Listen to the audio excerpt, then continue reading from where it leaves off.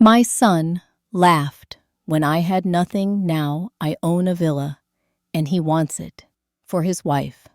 I'm Fern, 68 years old, and finally living the life I deserve. After my husband died, I struggled for years while raising my son, Ryan, alone.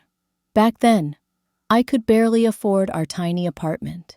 Now, I own a beautiful Spanish villa that I renovated myself.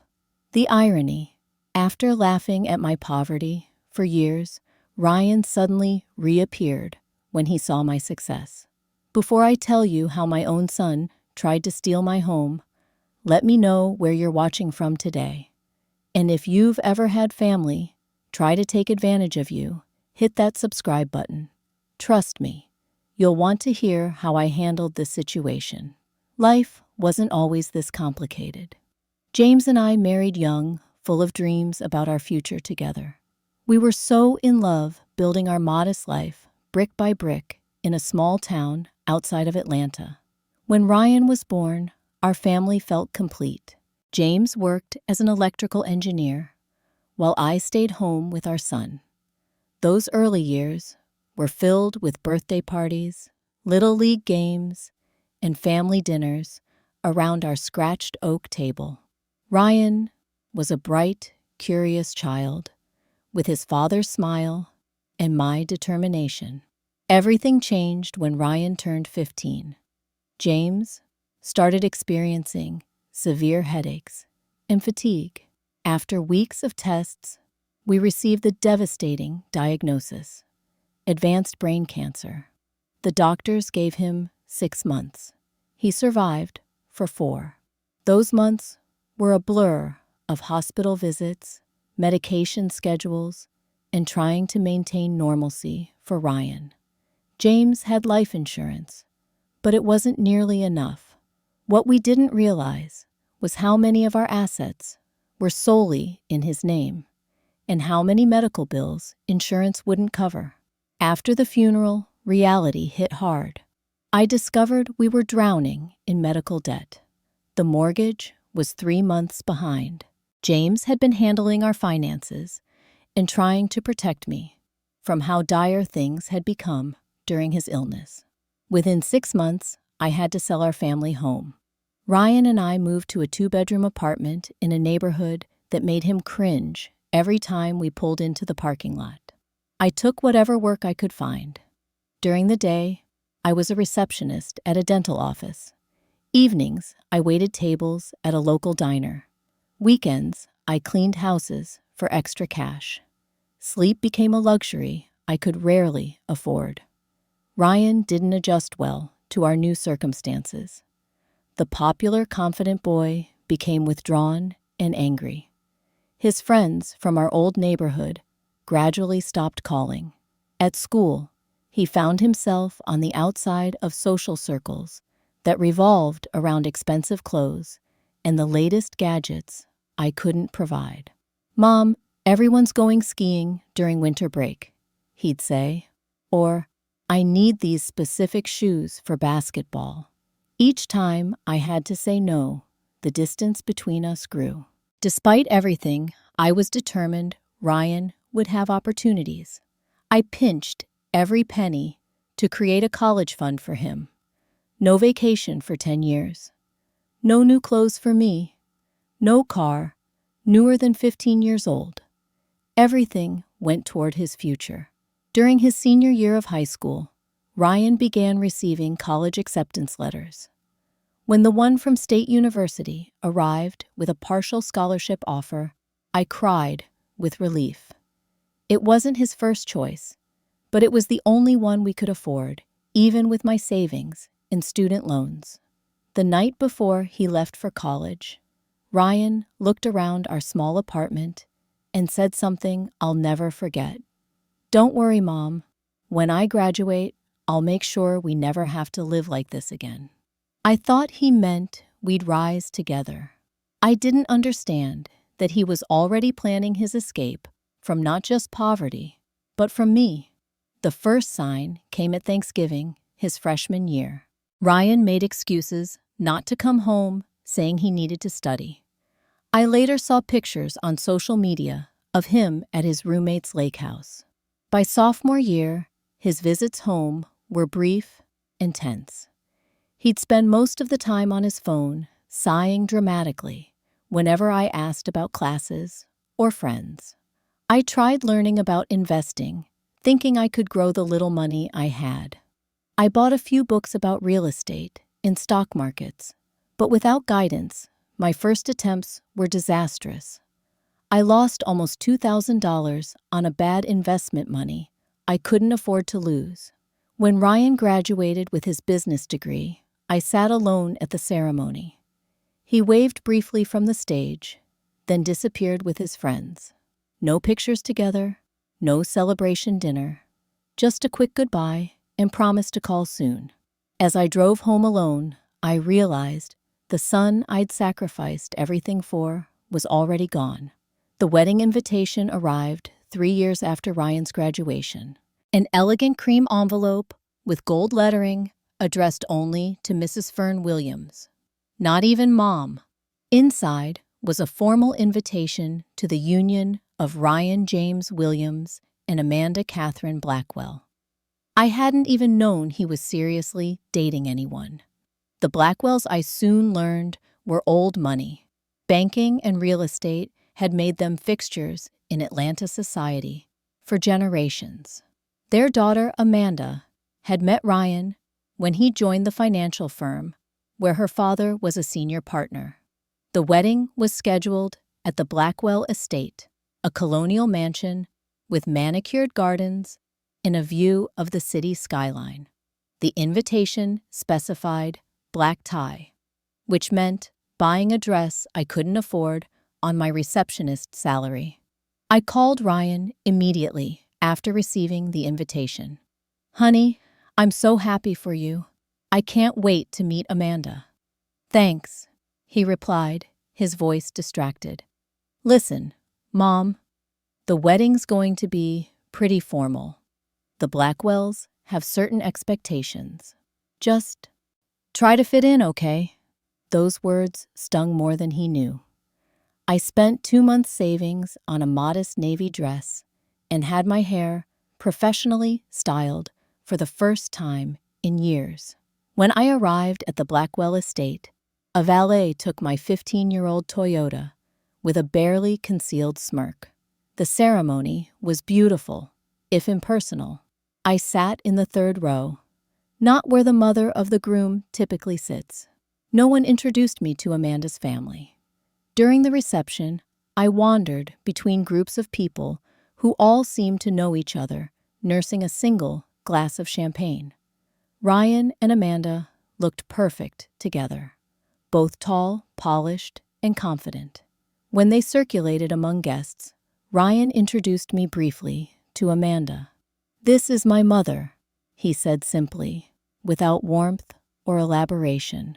Amanda smiled politely, her eyes already searching for someone more important to greet.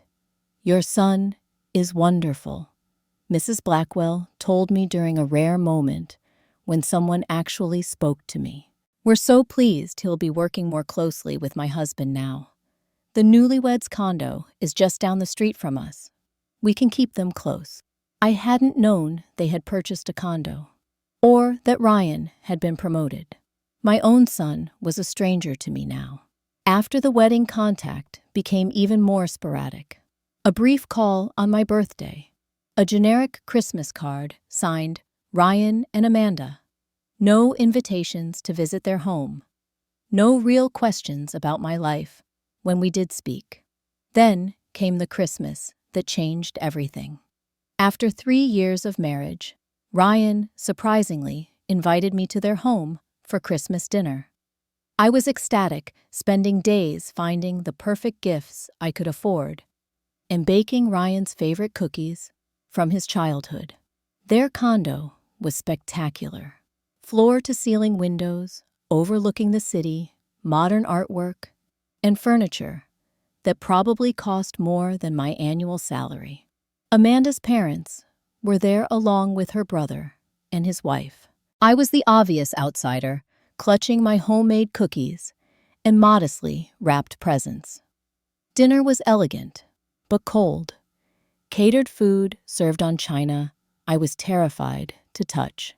Conversation flowed around business connections and vacation properties. I smiled and nodded, having nothing to contribute. After dinner, when everyone moved to the living room for drinks, the conversation turned to real estate. Amanda's father was boasting about a new development his company had acquired. "What about you, Mrs. Williams?" he asked suddenly. "Do you own or rent?" Before I could answer, Ryan laughed. "Mom's still in that same apartment, aren't you? The one with the leaky ceiling and the neighbor who plays drums at midnight." Everyone chuckled politely. My face burned with humiliation. "It's not so bad," I said quietly. "Come on, Mom." Ryan continued refilling his glass. "Remember when that guy's car got stolen right outside your window? Or when the hallway flooded from the broken pipe? I don't know why you stay there. Housing prices are outrageous these days." Amanda's mother offered kindly. "So many people are struggling." Ryan shrugged. "Well, some people just never learn how to get ahead, I guess." The room went silent. I stared at my son, this stranger wearing expensive clothes and a contemptuous smile. In that moment, I saw clearly what I'd been denying for years. He was ashamed of me. Not just my circumstances, but me. I left early, claiming a headache. Ryan barely looked up from his phone as I said goodbye. No one offered to walk me out. On the drive home to my supposedly embarrassing apartment, I made a decision. I would no longer chase my son's approval. I would no longer make myself small to accommodate his new life. Whatever relationship we might salvage would have to be built on mutual respect, not my desperation for his attention. The next morning, I cried for hours, mourning the little boy who once looked at me like I was his whole world. Then I washed my face, made a cup of tea, and began planning my new life. Ryan still called occasionally after that, but only when he needed something. Advice about a medical issue or the recipe for a dish he wanted to impress colleagues with. I answered politely, but maintained my emotional distance. I was done being the only one trying to maintain our relationship. On New Year's Day, I made a promise to myself I would build my own security and happiness with or without my son's approval. That January, I enrolled in a real estate course at the community college. At 62, I was easily the oldest student there, but I didn't care. During orientation, I sat next to a woman named Sarah Patterson, a realtor in her late 50s, who was refreshing her credentials. I started in this business after my divorce at 45. She told me over coffee after class. Had to support 3 kids on my own. Now I own my own agency. Sarah became both friend and mentor. She recognized something in me that I'd forgotten existed: determination. After completing the course, she offered me a position as her assistant. "You won't make much at first," she warned, "but you'll learn the business from the inside. Watch how I stage properties, negotiate deals, spot potential in rundown places." For the first year, I absorbed everything I could. I spent weekends touring open houses, not as a potential buyer, but as a student of the market. I started a notebook, documenting neighborhoods, price fluctuations, and renovation costs. My natural organizational skills, from years of managing a household on a tight budget, transferred perfectly to analyzing investment opportunities. With Sarah's guidance, I took my modest savings, about $12,000, and made my first investment a small 1-bedroom condo in a transitioning neighborhood. It needed cosmetic updates, but had good bones. This is how you start. Sarah said as we walked through the empty space. Not by buying your dream home first, but by buying a property that will help you get there. I took out a small loan against my retirement account to cover renovation costs. Every evening after work, I'd go to the condo and paint, lay flooring, or update fixtures. I learned to do many repairs myself through online tutorials and workshops at the hardware store. For specialized work, I built relationships with contractors who gave me fair prices and taught me about construction along the way. 6 months later, we sold that condo for a $20,000 profit. Not a fortune, but enough to give me confidence and capital for the next project. My second property was a 2-bedroom townhouse with water damage in the bathroom. More extensive renovations, but also a bigger potential return. While working on it, I met Miguel, a talented tile setter, who introduced me to his brother-in-law, a plumber who did excellent work at reasonable rates. With each project, my network grew. Not everything went smoothly. My third investment, a small ranch house, sat on the market for months due to a sudden downturn in that neighborhood. I barely broke even after carrying costs. The experience taught me to research more thoroughly and have contingency plans. This business will humble you, Sarah warned, but if you learn from each setback, you'll come back stronger. By my fifth project, I'd refined my strategy. I focused on properties in established neighborhoods that needed updating, but not structural overhauls. I developed an eye for layouts that could be improved without moving walls. I learned which cosmetic changes gave the biggest return on investment. 4 years into my new career, I had built a modest portfolio, 2 rental properties, generating monthly income plus profits from several flips that I reinvested. I moved from my old apartment to a small but charming cottage I'd renovated myself. For the first time since James died, I felt financially secure. My confidence grew beyond business. I made new friends through real estate networks and community classes.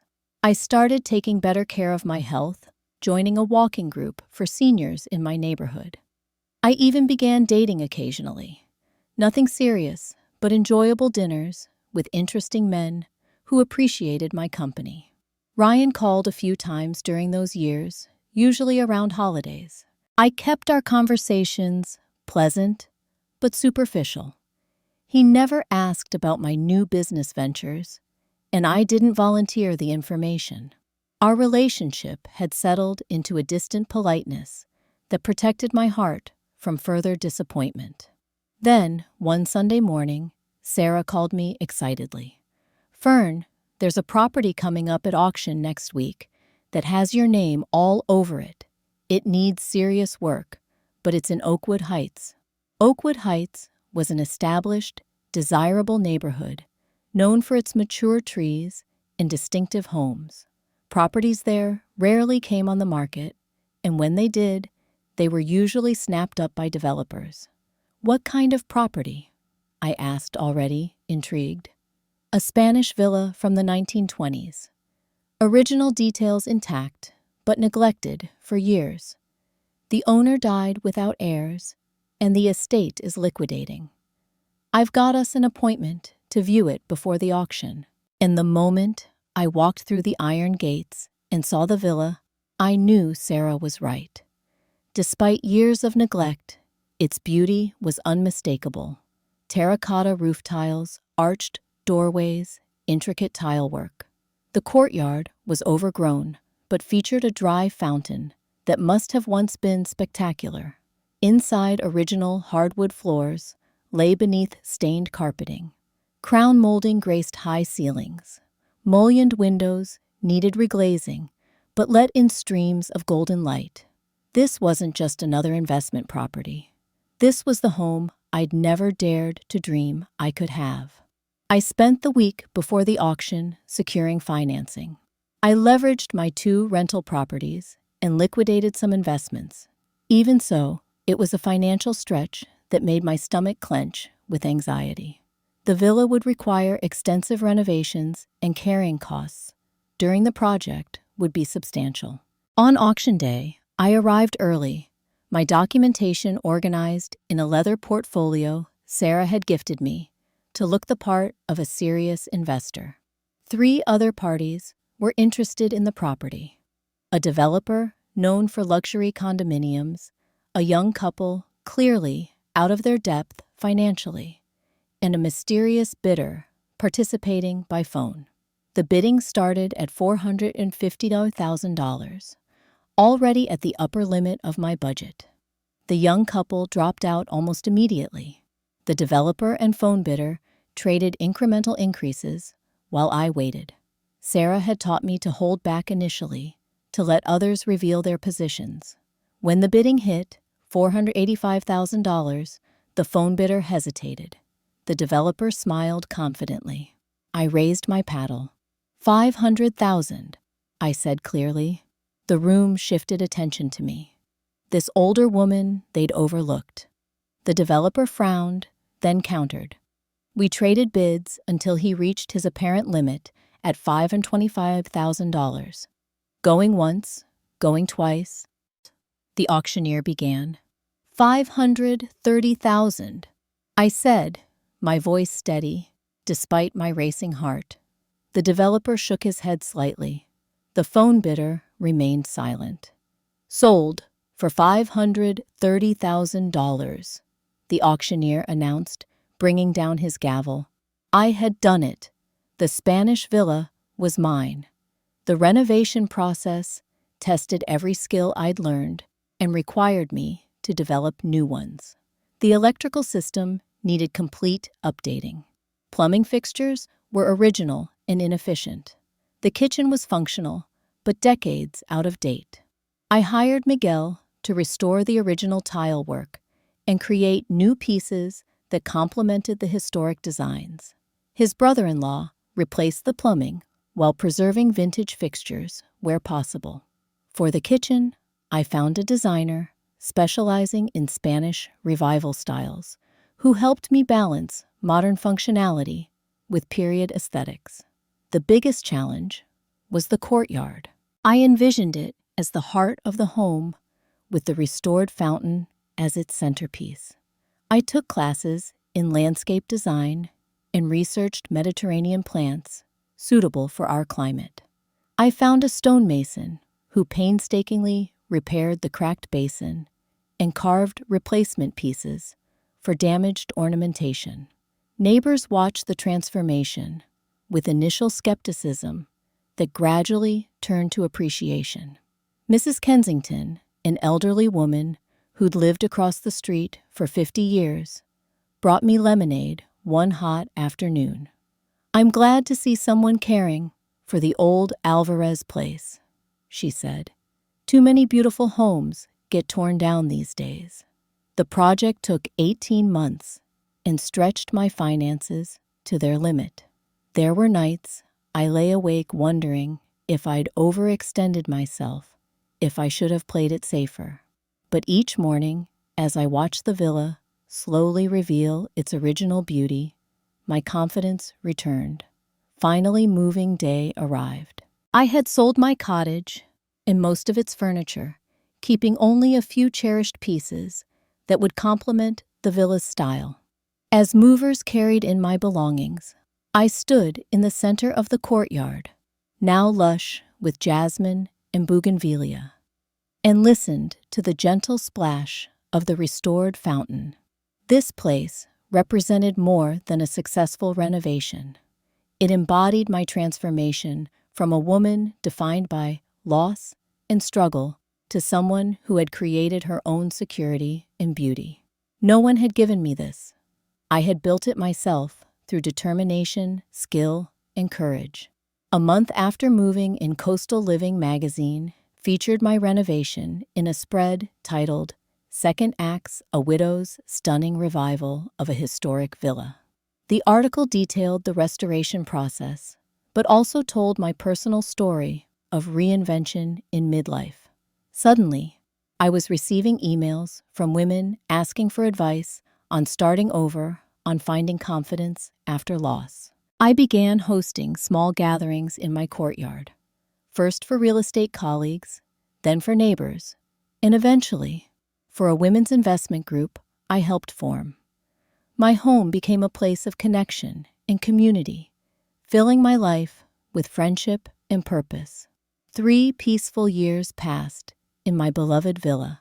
I continued managing my investment properties, but scaled back on major renovations. I traveled a bit, something I'd never had the resources to do before. I volunteered teaching financial literacy at the senior center. Life felt full and satisfying in ways I couldn't have imagined during those dark years after James died. Then, one Sunday afternoon, the doorbell rang. When I opened the door, I found myself staring into a face I hadn't seen in person for nearly 5 years. My son, Ryan, stood on my doorstep, looking both familiar and foreign at once. "Mom," he said, his eyes moving past me to take in the entryway, with its arched ceiling and hand-painted tiles. "This is quite a place you've got here." Ryan stood in my foyer, his designer shoes gleaming against the terracotta tiles. He wore an expression I'd never seen before. Surprise, mingled with something that looked almost like respect. "How did you find me?" I asked, not moving to embrace him. Years of distance had made us strangers. "I ran into Sarah Patterson at a business function. She mentioned you'd done well for yourself. I had to see for myself." He gestured vaguely. "May I come in?" I stepped aside, watching as he entered my home, his eyes cataloging every detail. I'd spent years imagining a reunion with my son. In none of those scenarios was I the one with power. "Would you like some iced tea?" I offered, leading him to the courtyard where the afternoon sun filtered through the vine-covered pergola. "This is unexpected," Ryan said, settling into a wrought iron chair. "When did you move here?" "About 3 years ago. I bought it at auction and renovated it myself." "Yourself?" His eyebrows raised. "You mean you hired people?" "I mean I managed the entire project, did much of the work with my own hands, and hired experts for specialized tasks," I replied evenly. "I've been in real estate for 7 years now." Ryan's face registered confusion. Clearly the mother he remembered, struggling desperate for his approval, didn't match the woman serving him tea in this beautiful home. "Why didn't you tell me?" He asked, a note of accusation in his voice. "You never asked, Ryan. Not once in all these years did you ask about my life." He had the grace to look slightly embarrassed. "I've been busy. Work is demanding, and Amanda's social obligations take up whatever free time we have." "How is Amanda?" I asked politely. "She's good." He glanced around the courtyard again. "This place is really something, Mom. How many bedrooms does it have?" "4, plus my office where I manage my properties." "Properties plural," I nodded. "I own several rental units around the city. Plus, I still flip homes occasionally." The afternoon continued, with Ryan asking increasingly detailed questions about my home and business. Not once did he inquire about my health, my happiness, or my life beyond my financial situation.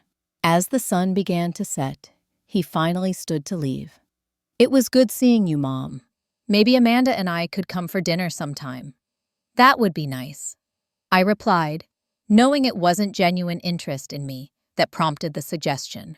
Sure enough, 3 days later, Ryan called to ask if he and Amanda could stop by that weekend. They arrived unannounced an hour early, while I was still preparing the meal. Amanda was as beautiful as I remembered. Tall and slender, with perfect posture and an impeccable designer outfit. Her smile was practiced and didn't reach her eyes.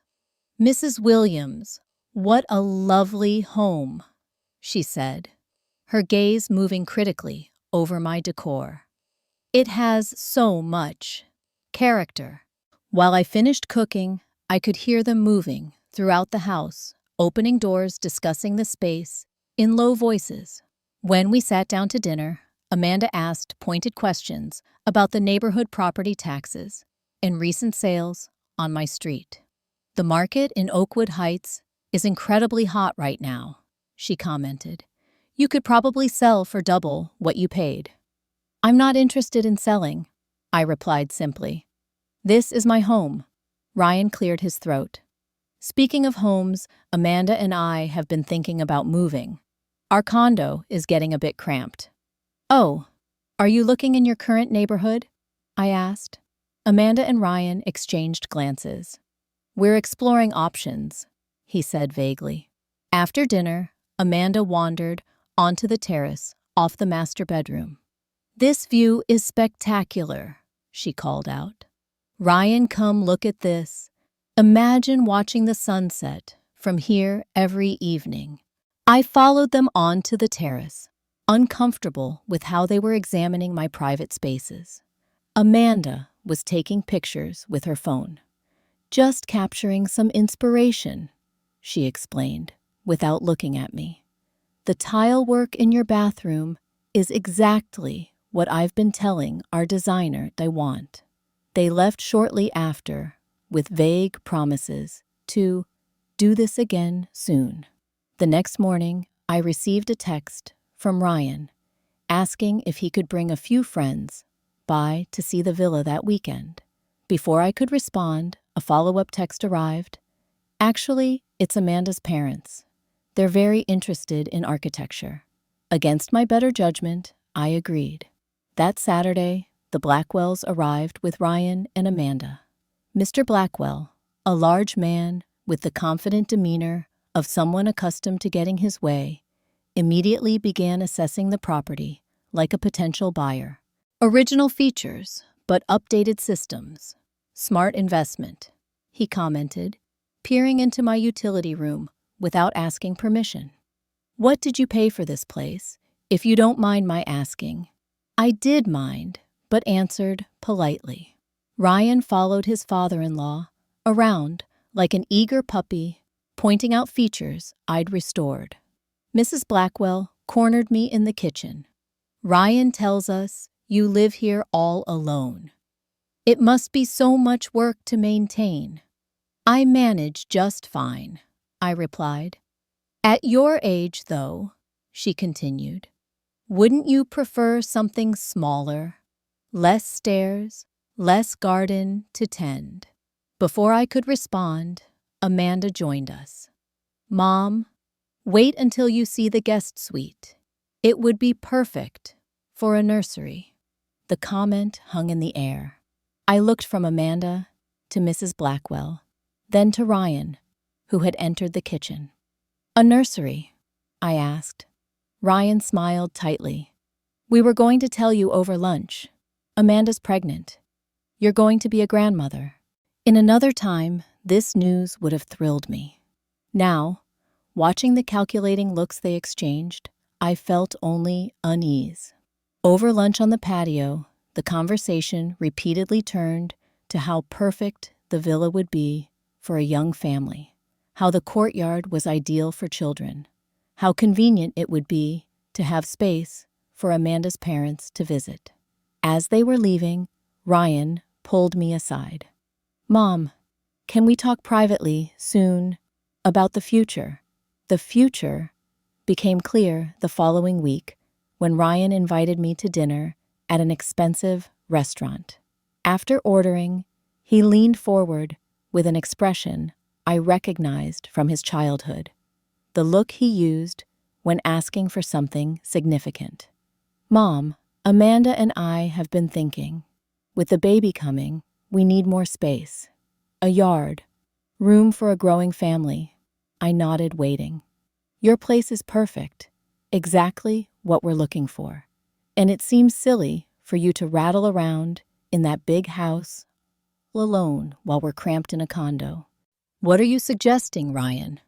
"We want to buy the villa from you," he said, then quickly added, "or rather, we think you should give it to us as an early inheritance. You could move into our condo. It's in a secure building with an elevator, much more manageable for someone your age." I stared at my son, momentarily speechless. "Ryan, I'm only 68. I'm in excellent health, and I love my home that I worked incredibly hard to create." His expression hardened slightly. "Mom, be practical. We're starting a family. Your grandchild deserves a beautiful home like that. And honestly, it's not like you earned that place in the traditional sense. You just got lucky with some property flips." "Lucky," I repeated quietly. "I built a business from nothing, while you were too ashamed to even tell your friends about me. There was no luck involved." Ryan's face flushed. "That's not fair. You know how hard things were after Dad died. I was just a kid, and I was just his widow, trying to keep us afloat," I replied. "The answer is no, Ryan. I'm not giving you my home." He leaned back, his expression cooling. "I thought you'd be more reasonable, more interested in being part of your grandchild's life." The threat was unmistakable: my home, in exchange for access to my grandchild. "Are you actually using your unborn child as leverage?" I asked. "I'm being practical," he replied. "Think about it. You have until the baby comes in 5 months." As I drove home that night, tears blurred my vision. Not because I was considering his demand, but because I finally accepted that the son I'd raised was gone forever. 2 weeks passed without contact from Ryan. I tried to focus on my business and friends, but the confrontation had left me shaken. Then, one Saturday morning, the doorbell rang. When I opened it, I found not just Ryan and Amanda, but her parents as well, all smiling expectantly. "We thought we'd take another look," Ryan announced, stepping past me without waiting for an invitation. Over the next hour, they moved through my home, like prospective buyers, discussing which walls they would remove, what fixtures they would replace. Amanda's mother suggested the guest room would make a perfect home office for Ryan. Mr. Blackwell measured the dining room for a larger table for entertaining. I followed them in stunned silence, feeling increasingly invisible in my own home. When Amanda began discussing paint colors for the master bedroom, my bedroom, I finally found my voice. "I think you've misunderstood the situation," I said firmly. "This house is not available. Not now, not in 5 months, not ever." Ryan pulled me aside while the others continued their tour. "Mom, don't be difficult. You know this is the right thing to do. What do you need all this space for?" "It's my home, Ryan, the one place in the world that is completely mine." His expression hardened. "Do you have any idea what a place like this is worth now? If you're worried about money, we can work something out. A monthly stipend, perhaps." "This isn't about money," I insisted. "Then what pride, Mom? Be reasonable. You're not getting any younger. This place will become a burden eventually. Why not let us take it now, while you can still enjoy watching your grandchild grow up here? Because it's mine," I said simply. "I earned it. I created it. And I love it." Ryan's face flushed with anger. "You know, legally, I could make a case that some of this should have been mine to begin with. Dad's insurance money helped you get started, didn't it? Money that should have been part of my inheritance." The accusation stung like a physical blow. "Your father's insurance barely covered his medical bills. Everything I've built, I built myself. We'll see what a court has to say about that," he threatened. After they left, I called Sarah in tears. She came over immediately, bringing a bottle of wine and decades of wisdom. "He's bluffing about the legal claim," she assured me. after hearing the full story. But that doesn't mean he won't make your life miserable. People like Ryan don't give up easily when they want something. Over the next month, Ryan escalated his campaign. He showed up unannounced, repeatedly sometimes, with contractors to just get estimates. He sent me real estate listings for condos and retirement communities. He had flowers delivered with a card reading, "Think about your grandchild." The final straw came when I returned home from a weekend visiting a friend to find Ryan's car in my driveway.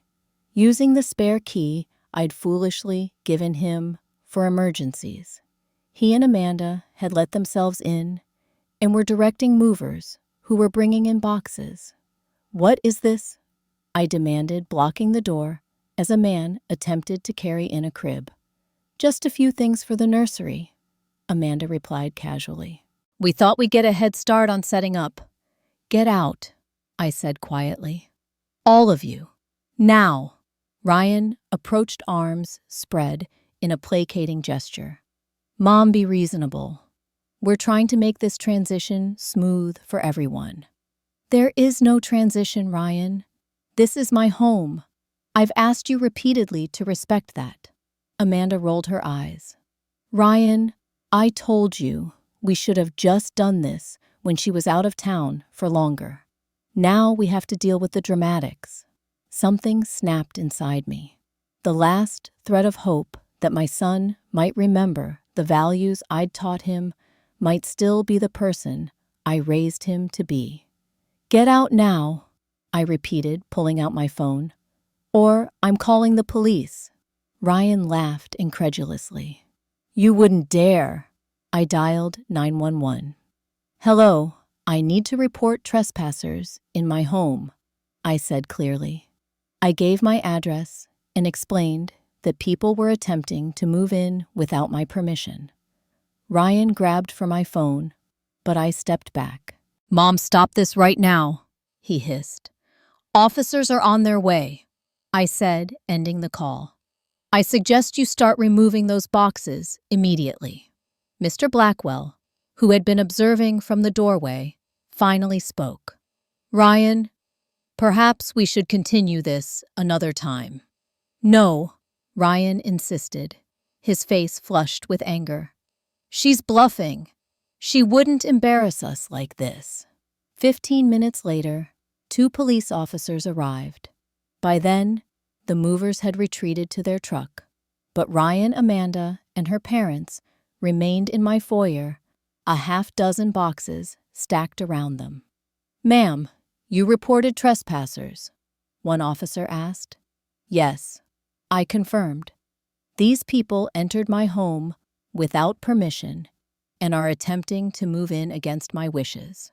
Ryan stepped forward. "Officer, there's been a misunderstanding. This is my mother. We're just helping her prepare for our new living arrangement." I shook my head. "There is no arrangement. This is my home. I've asked them repeatedly to leave." The officer turned to Ryan. "Sir, does your name appear on the deed to this property?" "No, but..." "Then if the homeowner is asking you to leave, you need to leave." "This is ridiculous," Amanda interjected. "We're family." "Ma'am, family or not, this is a private residence. If you don't leave voluntarily, you could face charges." The look of shock on their faces might have been comical in another context. Mr. Blackwell quickly took charge, ushering a protesting Amanda toward the door. Ryan remained staring at me with a mixture of disbelief and rage. "You'll regret this," he said quietly. "You'll never see your grandchild now." "Perhaps," I replied, my heart breaking even as I stood my ground. "But I won't regret respecting myself." The officers supervised as they removed their boxes and finally left my property. Before leaving, one officer recommended I change my locks immediately and consider a restraining order if the harassment continued. That night, alone in my beautiful home that suddenly felt too quiet Too empty, I cried, for hours. Not for the loss of the villa I'd nearly been bullied out of, but for the final loss of the son I'd loved so deeply. The weeks following that confrontation were some of the loneliest of my life. Ryan made good on his threat. No contact, no information about my future grandchild. I changed my locks, installed a security system, and filed for a temporary restraining order after Ryan showed up at my home again, pounding on the door and shouting accusations. Sarah was my rock during this time. "You did the right thing," she reminded me when doubt crept in. "Loving someone doesn't mean letting them take advantage of you." I sought therapy to process my grief and guilt. My counselor, Dr. Martinez, helped me understand that setting boundaries wasn't selfish. It was necessary for my well-being. "You've spent your entire life putting others first," she observed during one session. "First your husband, then your son. When did you last prioritize your own needs?" The question startled me. I couldn't remember a time when my needs hadn't come last. "What Ryan wanted wasn't just your home," Dr. Martinez continued. "He wanted your submission, your acknowledgement that his desires mattered more than yours. By standing firm, you weren't just protecting your property, you were protecting your dignity." Slowly, I began rebuilding my life around people who genuinely cared for me. My investment group became a circle of close friends. I joined the Oakwood Heights Neighborhood Association and found connection with neighbors who respected my skills and experience. I mentored young women interested in real estate investment, sharing the knowledge I'd worked so hard to gain. 6 months after our confrontation, I received a birth announcement in the mail. A generic card with a picture of a baby girl named Eliza James Williams. No personal note, no invitation to meet my granddaughter. Just a formal notification that felt more like a taunt than an inclusion. That night, I began a tradition that continues to this day. I wrote a letter to Eliza, introducing myself and telling her how happy I was that she had entered the world. I explained that I hoped to meet her someday, but until then, I would write to her regularly, creating a record of the grandmother who loved her sight unseen. Each month on her birthday date, I write another letter. I tell Eliza about my life, share wisdom I've gained, and include photographs of places we might visit together someday. These letters are stored in a handcrafted box in my office, waiting for a time when bridges might be rebuilt. Life continued to evolve in unexpected ways. I expanded my business to include consulting for women going through divorce or widowhood, helping them establish financial independence. I traveled to places James and I had always dreamed of visiting: the canals of Venice, the lavender fields of Provence, the rugged coast of Maine. 2 years after Eliza's birth, I received another birth announcement: a second daughter, Sophia Marie. Again, just a card with no personal message. I added a second name to my monthly letter writing. The restraining order expired, but Ryan made no further attempts to contact me or enter my home. Through mutual acquaintances, I occasionally heard news: his promotion to partner, their purchase of a house in an exclusive suburb, Amanda's involvement in charity work. They had created the perfect life they wanted without me in it. The pain never completely disappeared, but it transformed over time into something more complex, a mixture of sadness for what was lost and pride in what I had preserved. I had remained true to myself, even when it cost me dearly. Last month, as I was pruning roses in my courtyard, Mrs. Kensington called over the fence. "Fern, there was a car parked across the street earlier. A woman with 2 little girls was looking at your house. Thought you should know." My heart stuttered. I thanked her and tried to continue my gardening, but my hands trembled too much to hold the shears. The next day, an envelope arrived with no return address. Inside was a child's drawing of a house with a red roof and a fountain. In clumsy printing at the bottom, "Grandma's house." I don't know what the future holds, whether that drawing was an olive branch or merely a curiosity satisfied by driving past Grandma's house without stopping.